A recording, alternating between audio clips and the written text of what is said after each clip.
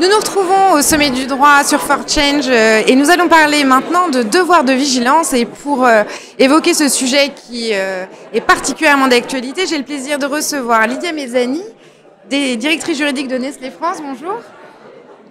Jean-Baptiste Carpentier, qui est Chief Compliance Officer chez Veolia. Bonjour. Bonjour.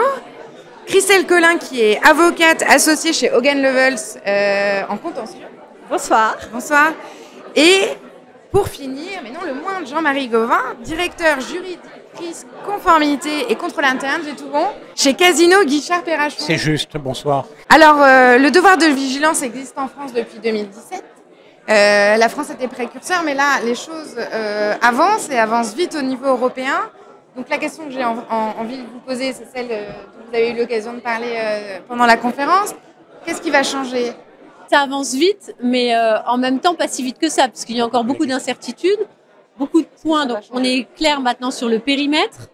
On sait également que ça va être un texte qui va être extraterritorial, qui va permettre de poser un cadre commun d'activité. Donc ça, c'est une bonne chose pour les entreprises européennes. S'agissant des entreprises françaises dont nous sommes ici, ça va nous permettre quelque part de transformer l'essai, si on prend une figure balistique, et ça va nous permettre finalement d'avoir un peu des précisions, puisque loi sur le devoir de vigilance, si on y revient, 1 page et demie, 2 articles du Code de commerce uniquement. C'est un peu léger. Avec la directive européenne, on a quand même plus de précisions, même si demeure, puisqu'on n'est que sur un accord politique, donc du trilogue, reste encore des zones d'incertitude qui ne nous empêchent pas de remplir notre obligation en matière d'esprit de vigilance. Jean-Baptiste, votre sentiment sur cette évolution ? Tout va changer. Tout va changer. Enfin, beaucoup de choses vont changer en tout cas. Les changements sont très importants, mais effectivement, comme il vient d'être dit, pas non plus pour tout de suite.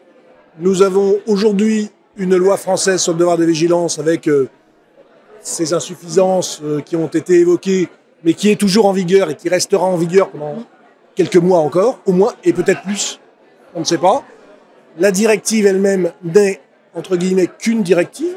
Donc elle doit être transposée non seulement en droit national français, mais aussi dans le droit national des différents pays membres. Et ce sera presque aussi important d'ailleurs que le droit national français, parce que au moins pour toutes les entreprises qui ont des activités à l'étranger ou des concurrents à l'étranger, la question de la transposition dans les autres pays sera importante. Donc en réalité, beaucoup de choses vont encore se jouer dans les 18 mois à 2 ans à venir sur les différentes transpositions et sur l'avenir qui sera donné totalement ou partiellement à la loi sur le devoir de vigilance français tel qu'il est aujourd'hui, qui sera nécessairement transformé complètement ou pas, on verra les... Donc on est encore au début de la construction du devoir de vigilance. On est au milieu. La directive est quand même précise, il y a des éléments importants qui ont été donnés, il y a une guidance très claire, mais encore une fois, pour y voir réellement clair, outre l'accord politique ultime qui n'est pas fait, il va falloir attendre les transpositions dans chacun des pays membres. Et encore une fois, ce point est important. Il n'y aura pas que la France.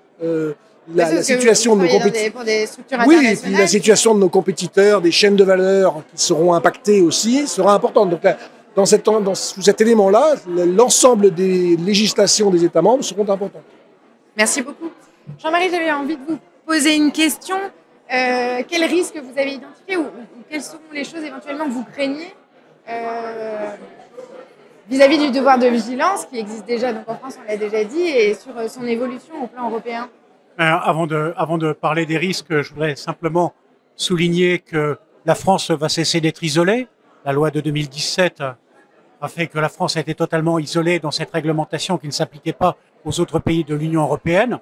Bon, il est heureux que cette directive soit adoptée et qu'elle s'applique à l'ensemble des pays de l'Union européenne.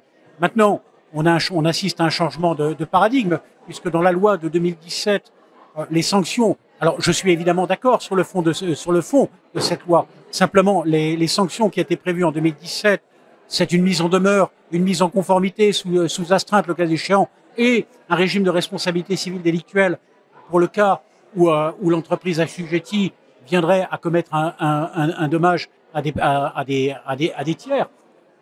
Il en va tout à fait différemment avec la nouvelle loi, puisque ce qu'a souhaité le législateur européen, c'est une réglementation très contraignante. Et on parle aujourd'hui de 5% du chiffre d'affaires mondial consolidé, plus toujours ce régime de responsabilité civile.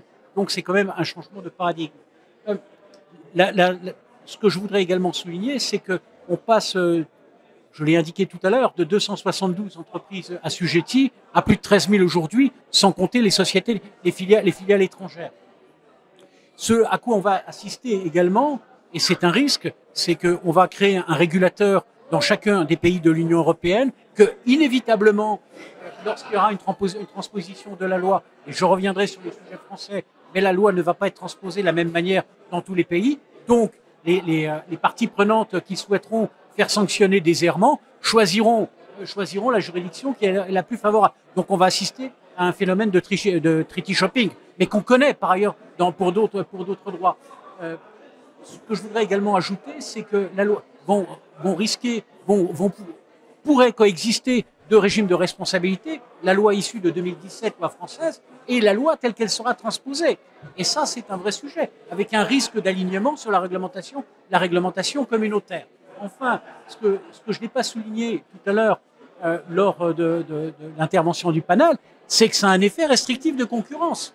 C'est-à-dire que les entreprises extra-européennes qui ne font pas partie de l'Union européenne vont avoir quelques difficultés à vendre leurs services et leurs produits sur le marché européen. Et ce sera également la même chose en ce qui concerne le règlement sur la déforestation importée. C'est la même chose. D'ailleurs, une délégation du gouvernement chinois a déjà pris la tâche, il y a quelques mois, de la Commission européenne pour faire état justement de cette réglementation qui est ressentie par le gouvernement chinois comme restrictive de concurrence. Et on le comprend lorsqu'on rentre dans le détail de cette loi qui n'est pas encore totalement aboutie, mais presque.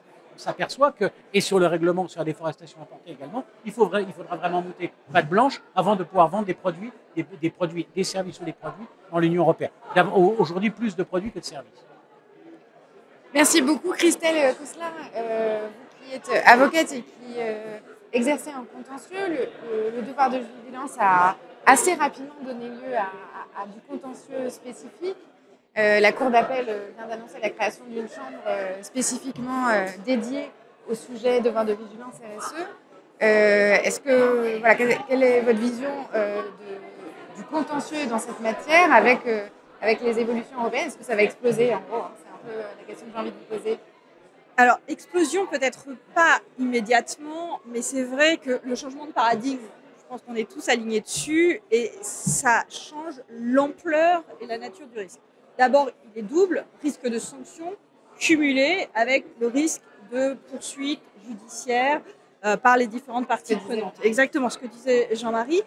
Et il faut aussi garder en tête que tout ça vient se placer dans un contexte un peu différent de celui de 2017 et de la loi française. Pourquoi ? Parce qu'aujourd'hui, en 2024, et à partir de maintenant et dans les années toutes proches, 2025-2026, il y a un magma de textes européens qui vont entrer en vigueur. Pas seulement la directive devoir de vigilance européen, il y a aussi la directive sur le reporting extra-financier.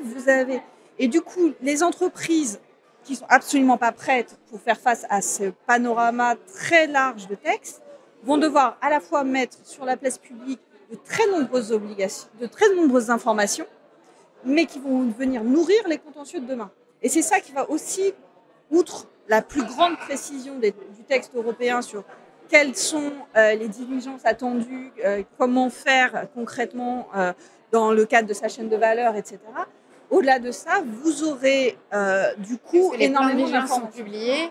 Et oui. Mais c'est vrai que, et c'est ce qu'on a vu dans les premières décisions, notamment en référé, qui ont été rendues, le caractère vague et imprécis de la loi, ce n'est pas mes mots, ce sont ceux du juge. Et effectivement, ça, c'est aussi quelque chose qui va changer avec une directive. Je crois qu'on nous l'a montré tout à l'heure, probablement 150-200 pages à la fin, une fois que le texte sera finalisé. Donc vous comprenez bien, ça change complètement. Et je pense que ce qu'il faut, c'est vraiment un choc de prise de conscience des entreprises face à la fois à l'ampleur du travail, le besoin de ressources humaines, financières, mais également l'approche par le risque à développer aujourd'hui. Est-ce que vous pensez que parce que ce qu'on comprend, c'est que les entreprises vont avoir besoin d'un temps d'adaptation, compte tenu de l'inflation législative, en tout cas de l'informatisme sur ces sujets-là. Est-ce que vous pensez que les ONG vont attendre ? Je pense que le temps d'adaptation va être limité au temps de transposition du texte européen. D'accord. Et je serais assez pessimiste sur le fait que beaucoup de temps soit accordé aux entreprises, en tout cas par rapport au niveau de maturité actuel et aux conversations que je peux avoir assez quotidiennement avec un certain nombre d'entreprises de tout type, des grandes comme des petites, je pense que le temps ne sera pas suffisant et que ça va être compliqué. C'est un gros défi. C'est un gros défi. Juste petite dernière question pour vous poser aussi la question. Est-ce que on évoquait le fait qu'il y avait une inflation normative très importante, qu'il y avait la directive sur le devoir de vigilance, mais pas seulement. Il y avait aussi les sujets de communication, d'information extra-financière. Est-ce que vous pensez que les entreprises françaises peuvent supporter le poids de l'ensemble de ces réglementations? Comment ça va se passer? Comment vous allez affronter tout ça en tant que... Déjà, on n'a pas le choix, ça reste une obligation légale, donc on va le faire, parfois au forceps, mais on n'a pas véritablement le choix, on doit le faire. Et c'est une bonne chose, puisqu'encore une fois, l'esprit de vigilance est une bonne chose. On doit l'appréhender, c'est comme tout. L'humain est fait de telle façon que s'il y a changement, il y a d'abord colère, critique, rejet et ensuite acceptation. Enfin, c'est les fameuses 5 vagues, les 5 étapes donc, du changement. Mais là, c'est ce qu'on vit. On est en train de vivre un choc de conformité. En tant que directeur juridique, évidemment, au niveau un risque, parce qu'elles ont été pensées en silo. CSRD n'a pas été pensé avec CS3D, qui n'a pas été pensé avec le règlement déforestation. Sauf que nous, ça s'accumule. On a en effet une sorte de millefeuille. Il y a une interrogation sur la cohérence du schéma normatif. On n'a pas les mêmes périmètres, on n'a pas exactement la même chose qui est demandée. Donc, mais à la fin, c'est nous les sujets de droit. Donc, on va devoir les faire. Donc, on est surtout dans une sorte de compréhension de ce qui nous est demandé. Ensuite, d'harmonisation pour que nos organisations soient prêtes. Donc, c'est vrai que c'est comme tout changement, c'est vraiment important de le vivre comme ça. C'est de se dire, on ne va pas être prêt à Day One, on ne sera sûrement pas parfait. Mais mieux, c'est déjà bien si on le met en place. Donc, dans ce choc de conformité, il faut accepter le fait qu'une transformation, elle passe par une transition. C'est celle dans laquelle on est. Donc, il y a de l'incertitude qui n'est pas confortable, mais qui nous permet petit à petit d'avancer nos pièces de conformité et de passer finalement, et c'est pour ça qu'on parlait de changement de paradigme, d'un tick the box à une réelle compliance, qui soit une compliance qui correspond à faire la bonne chose pour la bonne raison. Et pour ça, ça nécessite de mieux comprendre nos organisations, d'inclure nos chaînes de valeur, de ne pas faire porter sur nos petits fournisseurs le risque de conformité, et surtout d'éviter à tout prix le cut and run. Il y a une idée d'équité dans la mise en œuvre de ces... C'est un accompagnement, on est tous liés dans cette histoire et c'est ça qui est bien fait. Finalement, par la force de l'entreprise, l'État impulse et transfère certaines de ses prérogatives à l'entreprise devenue entreprise-providence et fait qu'elle compte sur nous pour, en tant que système, harmoniser l'intégralité de nos normes. Comme ça, à vous entendre, il y a quelque chose de plutôt optimiste dans votre façon de voir les choses. Il y a toujours moyen de transformer une contrainte législative en opportunité business. Et c'est là-dessus qu'on est tous. Et ce sera le mot de la fin. Merci beaucoup. Merci infiniment. Merci à vous. Et à très bientôt. On se retrouve dans quelques minutes pour une nouvelle conférence. Merci beaucoup.